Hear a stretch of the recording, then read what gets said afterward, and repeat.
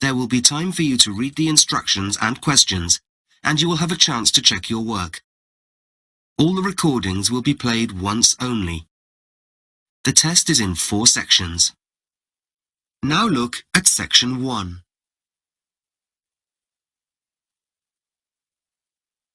Section 1.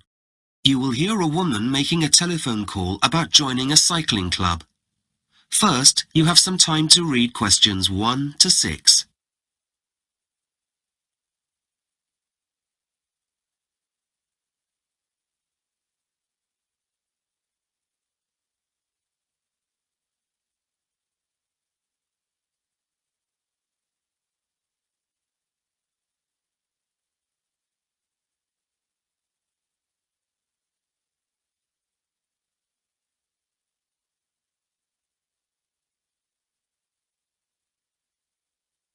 You will see that there is an example that has been done for you.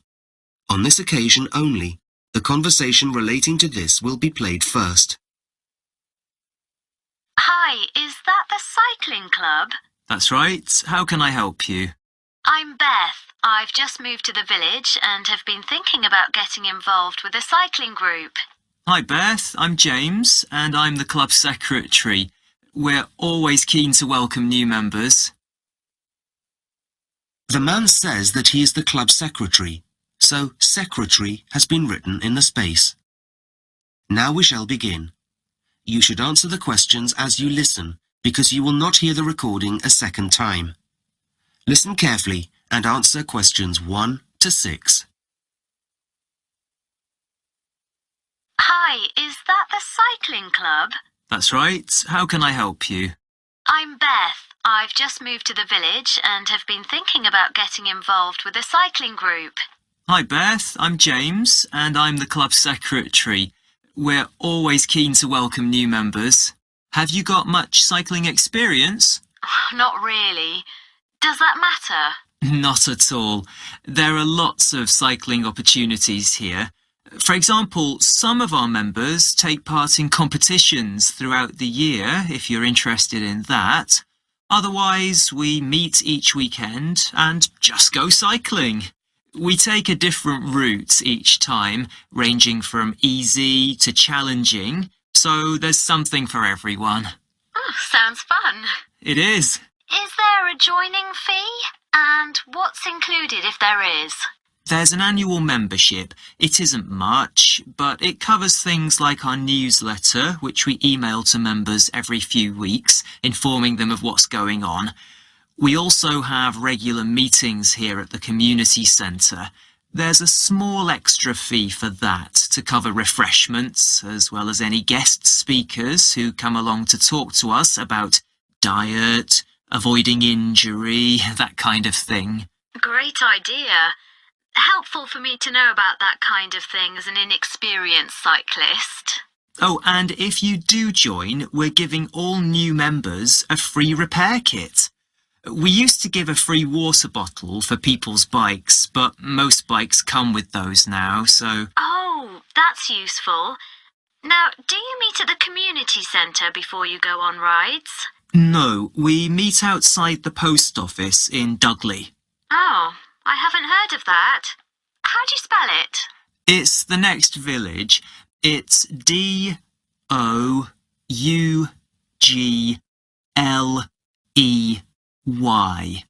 The reason we meet there is because there's a large car park, which is handy for people from outside the area who drive in. Ah, got it. And what would I need to bring if I went on any of the weekend rides? Do you have proper cycling gear? There's a great local cycling shop which has some great offers on for our members at the moment. Long-sleeved t-shirts are very popular in this cold weather. And I bet you've never tried warmers for your knees before, have you? And do you have a pair of cycling gloves? You'd be amazed by how much the right clothing makes a difference to your comfort and abilities. I'm sure. Well, the shop will sort you out with what you need. Anything else you'd like to know? Yes, I have 2 kids. I'm not sure whether or not they'd be interested in joining the club, but they don't have their own bikes yet. Is it possible to hire them here? Absolutely. We do everything we can to encourage people of all ages to take up cycling. You can pay monthly, which works out cheaper, or each time you attend a weekly excursion. It depends how often you think you'll be joining us on rides, really. Before you hear the rest of the conversation, you have some time to look at questions 7 to 10.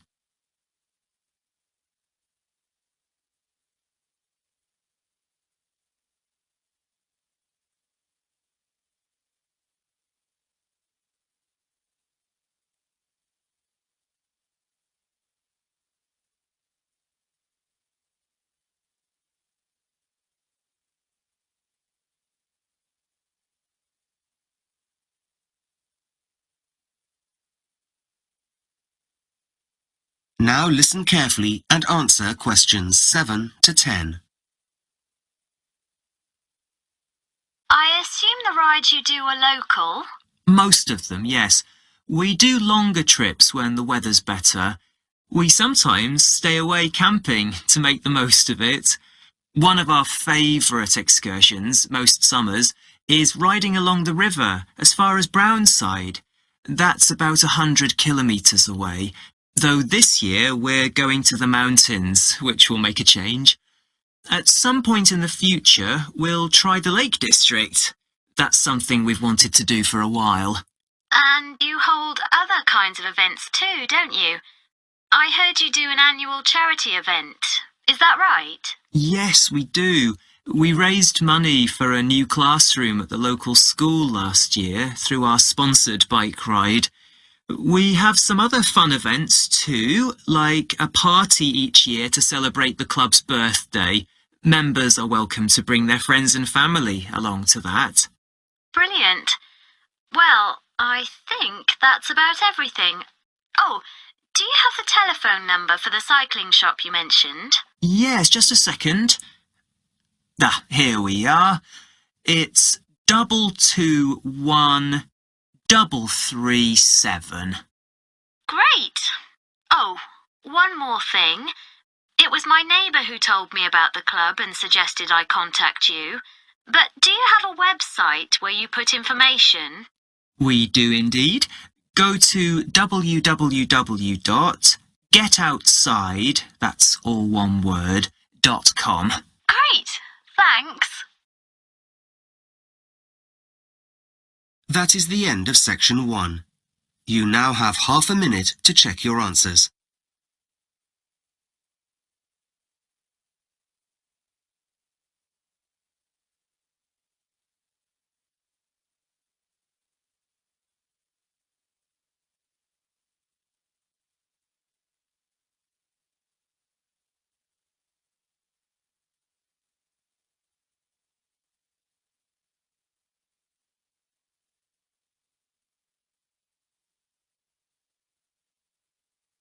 Section 1 is now complete.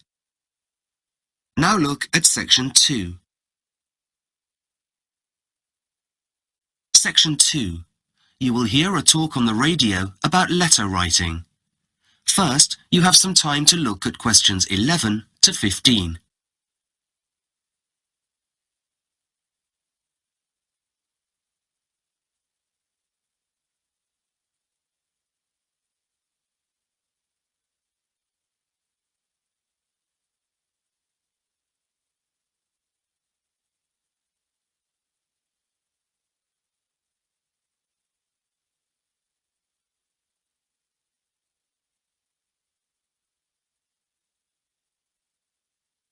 Now listen carefully and answer questions 11 to 15.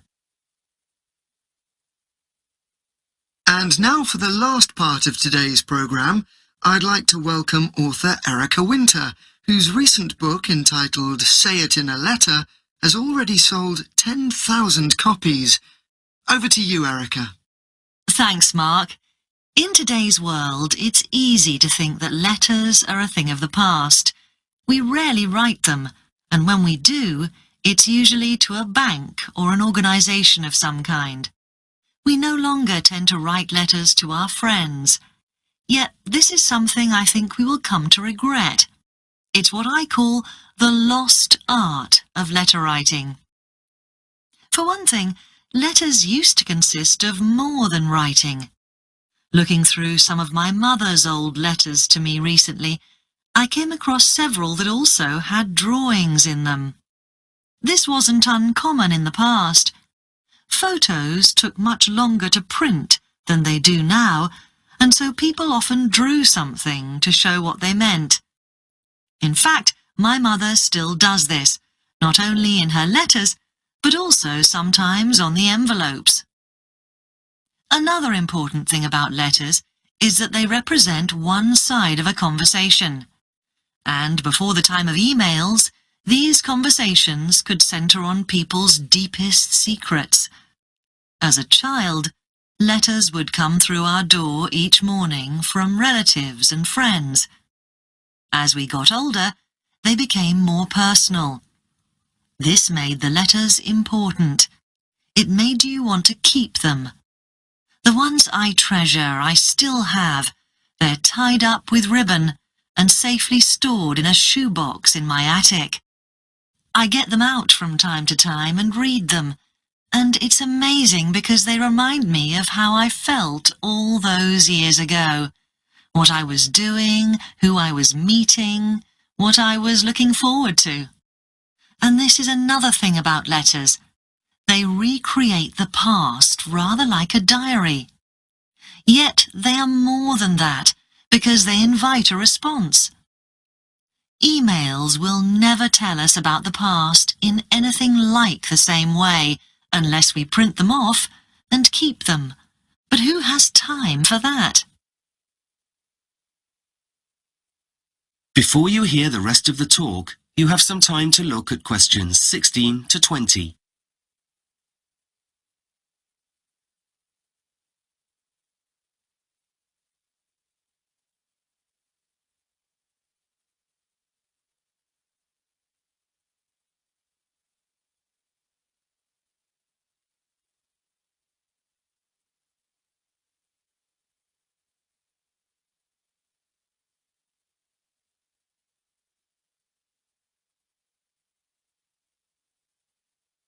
Now listen carefully and answer questions 16 to 20. So, if you want to give letter writing a try, and in the years ahead you may be very glad that you did, here are a few important tips. First, using a pen and paper is very different from using a keyboard and a screen. We can't easily change what we write with a pen, and so letters show much more of the thought process of the writer. And to get those thought processes going, you really need to make sure that the room you write in is a quiet one.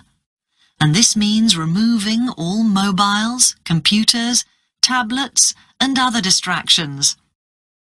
Second, it's much more inspiring to write on decent writing paper using a fountain pen than it is to use an old notepad and a ballpoint pen. So make sure you have the equipment you need. It shows that you've taken the trouble to present your letter in the best possible way. Also, your letter will stand the test of time. Cheap paper quickly falls apart. As I said earlier, a letter is really one side of a conversation, and because of this, you may be asking your recipient, that's the person receiving your letter, to give you some answers to problems that you have. So, in other words, use your letters as a tool.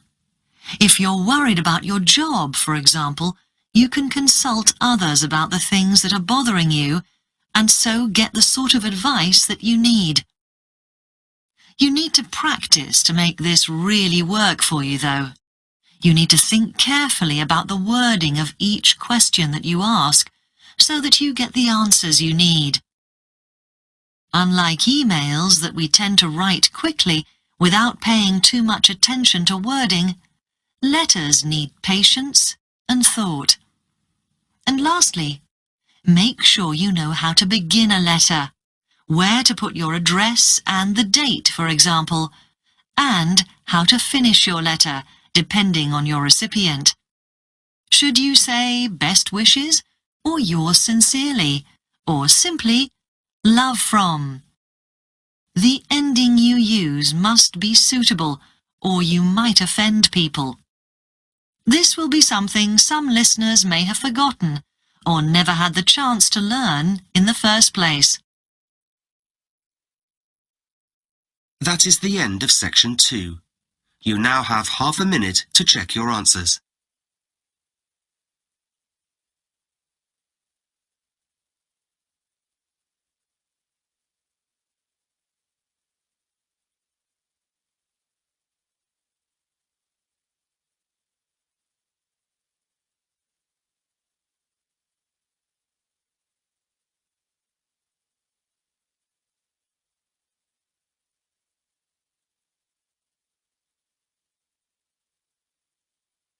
Section 2 is now complete.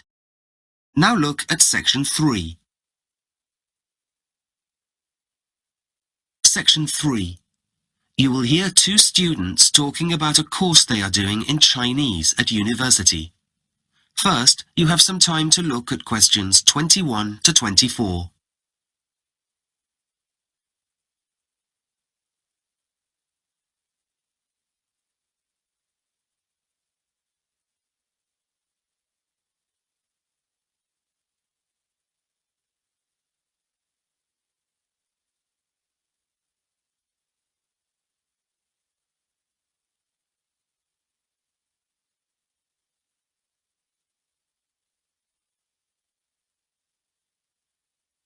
Now listen carefully and answer questions 21 to 24. I'm really enjoying our Chinese language course so far, aren't you? Yeah, I definitely made the right choice coming to this university. The teaching's so good, isn't it? I love the methods our tutors use. They really get the most out of us. I never thought I'd learn so much so quickly. Goes to show what a difference it makes being taught by native speakers. If I'd known about that in advance, it would have confirmed my choice absolutely. It's an aspect of the course which is really useful. It's cool having lots of options to choose from too, as far as topics to study is concerned, though that wasn't something I really considered in much detail when I was deciding where to study. I know what you mean. I have to say I'm finding the culture course absolutely fascinating. I'm glad that's on the timetable. By the way, how are you finding living away from home in a big city? Well, it was a bit of a nightmare at first, having grown up in a sleepy village in the middle of nowhere. I do miss the peace and quiet sometimes, but I wouldn't have it any other way. I had to try something new. That's why I'm here too. There's no way I could live in the country. I'd be bored out of my mind.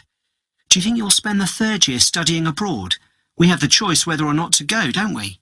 Why else would I have registered here? It's an unmissable opportunity, wouldn't you say? I'm with you there. It isn't as expensive to do as some of the study abroad programs at other universities. Thankfully. Anyway, have you seen the list of study groups for next semester yet? We're allowed to join 2. I'm having trouble deciding which ones to join, actually. I'd like to do them all, though I know we won't have time, what with our regular lectures and everything. Well, there's the grammar study group. My grammar could definitely do with a bit of polishing, though I have to confess I'm probably likely to give that a miss. I've come to the same conclusion. The writing skills group would definitely be useful, especially if we end up working in China at some point. I'd rather get my speaking skills up to scratch. You can never do enough practice there, so that's something I'm going to sign up for. I'll go with that. What about literature analysis? Fancy that? Getting to grips with Chinese literature sounds like a real challenge. And one I'll attempt at some later date, I think. I was thinking about putting my name down for it, though, to be honest, I might be better off putting some work into understanding what people are saying to me. So I think I'll go for that group. I know what you mean. That's that decided then. Before you hear the rest of the conversation, you have some time to look at questions 25 to 30.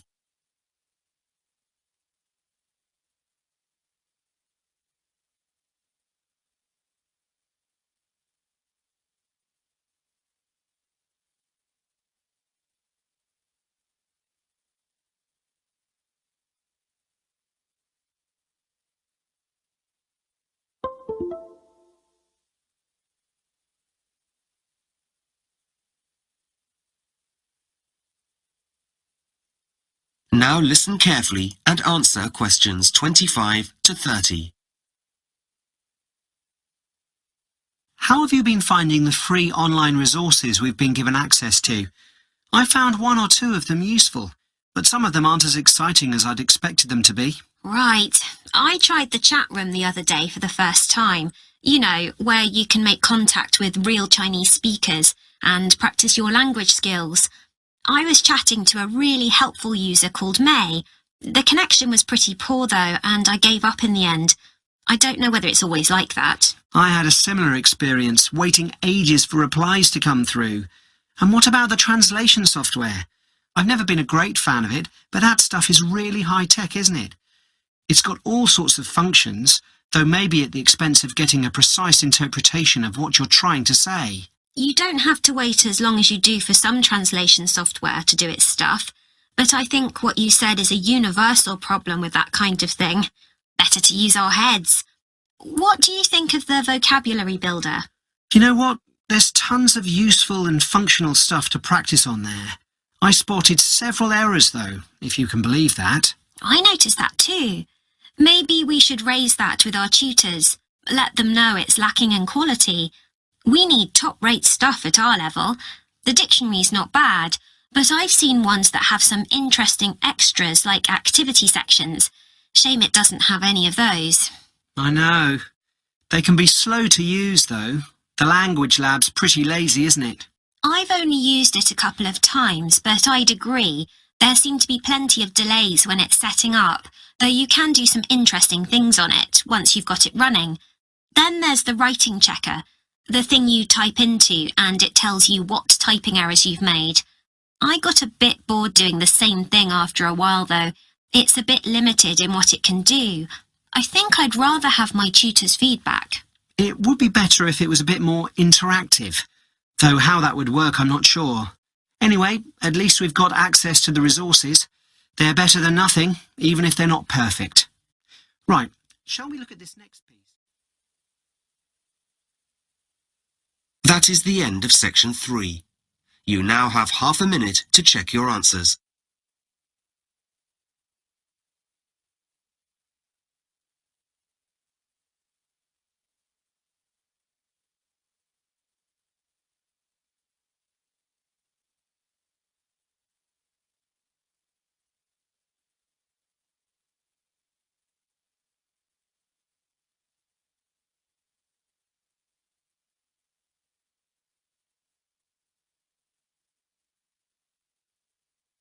Section 3 is now complete.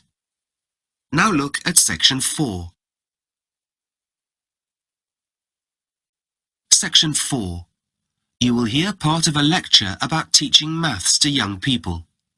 First, you have some time to look at questions 31 to 40.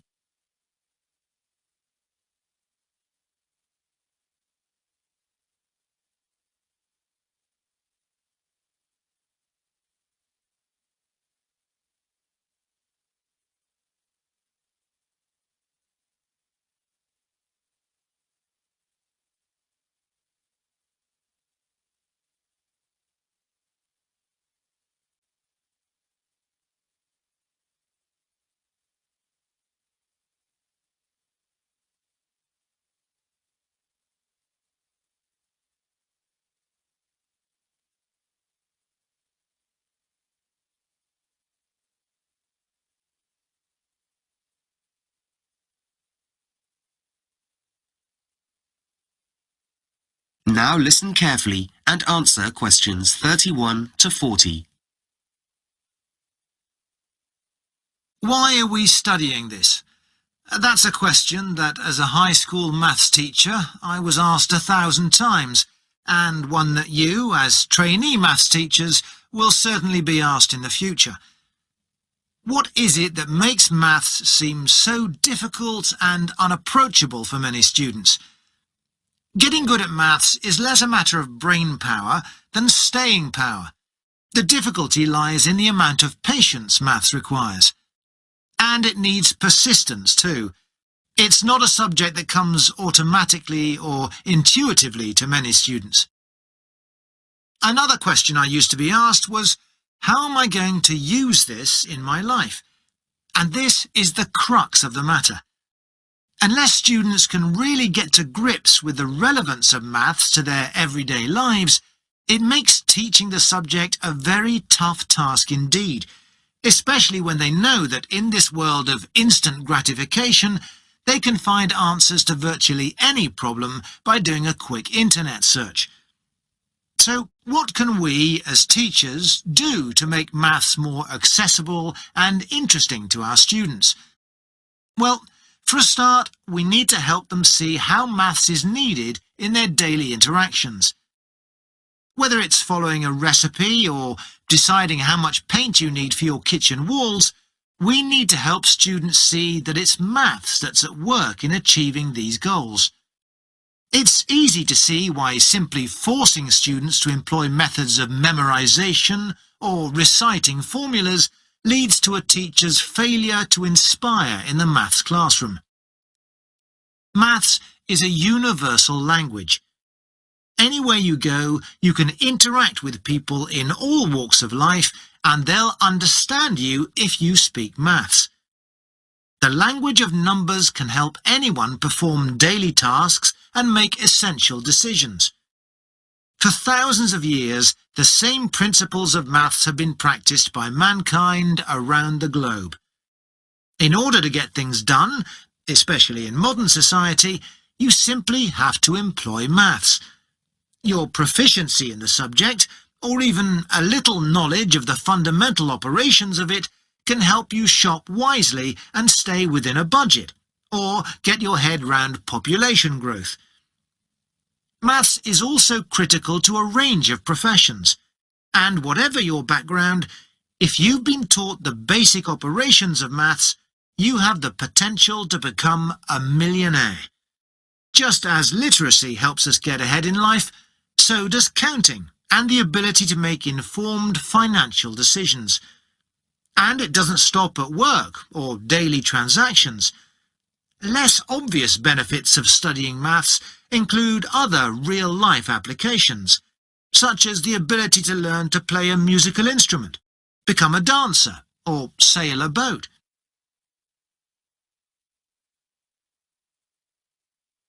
So, what is it that we need to be teaching? Yes, it's difficult to see how some mathematical concepts translate to the world outside education. Perhaps you'll never use a particular formula in your job, but by learning the process, you'll have trained your brain to solve problems whilst reinforcing the basics of maths. There are, however, formulas which are more transparently useful. Things like an ability to properly assess risk or statistics. Things which even students should be able to see will equip them for the world beyond education. Maths makes our minds flexible enough to find solutions to complex, real-world problems. Maths is a cumulative discipline. You have to gain an understanding in one area before you can effectively go on to acquire another. From the basic foundation of addition and multiplication to the complexities of quadratic equations, the only way to build a framework of knowledge is to learn step by step. So, how did I answer that question? What is the point of doing this? Until I got my students thinking about how they use maths to download music from the internet and hand over their cash for popcorn at the cinema, nothing I said made any difference. So I asked them to imagine a life with no maths. That would mean no means of marking time with calendars or watches, no money or concepts like measurement. The idea of missing birthdays, not being able to top up their mobile phones, and a halt to the development of computer games made them open their eyes to the reality of life without maths.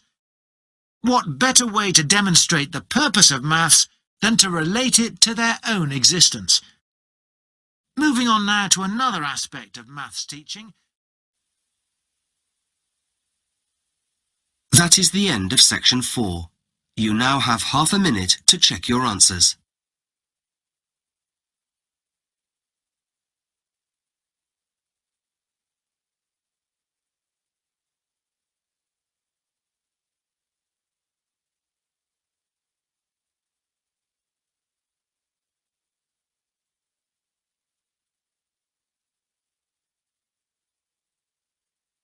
Section 4 is now complete.